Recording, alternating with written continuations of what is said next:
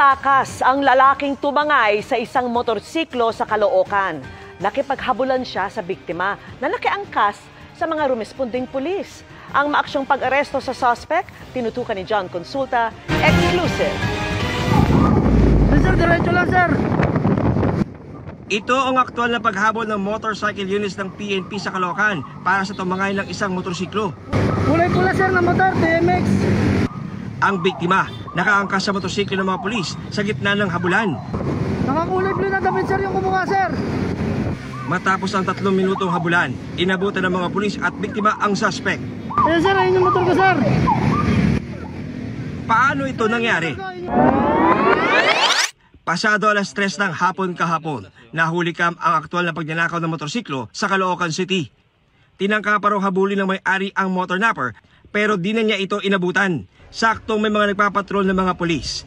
Pinara niya ito at nakiangkas siya para mahabol ang kanyang ninakaw na motor.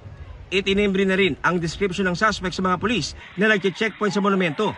Kaya pagdating doon ng suspect, agad siyang naharang. Pagdating niya po dito sa monumento, nagkaroon na po ng probable cause yung mga pulis na naka-designate at naka-deploy po dito para siya ay harangin at questionin at tanungin kung ano yung kung kanino yung dala-dala niyang motorsiklo.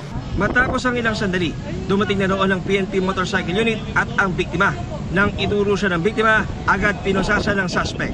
Wala pa pong 3 minutes, nahuli na po na nila ang nagkarnap ng motor na ginagamit ko. Kasi po kung hindi po nila nahuli yung motor, babayaran ko po.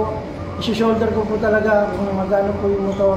Ang pagkaka-aresto po nito ay direktang resulta ng kautusan ng ating Chief PNP at ng ating Pangulo sa mas pinaigting na presensya ng pulis sa kalsada at ang deployment sa mga strategic na location. Kung wala po yung pulis na nag-iikot doon, hindi po ito mahuhuli within 3 minutes at kung hindi rin po nagamit yung mga radyo at naibato upang harangin siya dito sa monumento, malamang nakalayo na po itong suspect. Naharap sa reklamang paglabag sa anti-carnapping law ang suspect na umapila sa biktima. Sana po patawarin na po ako. Ha? Bago na po. Pinapangako ko po na hindi na po mauulit. Paalala ng PNP, ilagay na sa ating mga wallet o mga cellphone ang numero ng pinakamalapit na police station sa ating lugar para mabilis na makahingi na tulong sakaling kailanganin. Para sa GMA Integrated News, John Consulta, nakatutok 24 oras.